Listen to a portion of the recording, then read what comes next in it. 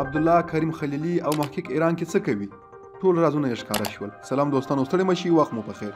کابل کې د ایران سفارت د خپل هیواد د اسلامي انقلاب د بریا 41مه کلیزه ولمانځله چې د عبدالله په ګډون یو شمېر نور افغان سیاستوالو او جهادي کسانو هم پکې ګډون کړی وو. دغه مراسم د ایران سفارت کې ترسره شول چې د عبدالله په ګډون د هغه دویم مرستیال محمد محقق او کریم خلیلي هم پکې ګډون درلود.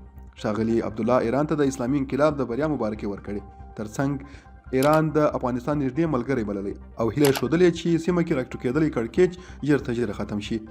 د عبدالله په وینا د امریکا او ایران کړکېچ نیغ په نیغه د افغانستان پر وضعیت اغېز کړی دی. اجرایي رئیس همداراز وویل چې د ملي یووالي حکومت په دوره کې ایران سره اقتصادي، سوداګریزي او فرهنګي اړیکې د پراخېدو په حال کې وي او دغه لړ کې هڅه شوې ترڅو له ټولو ګاونډیو هیوادو سره د متقابل احترام په چوکاټ کې اړیکې پیاوړې کړي.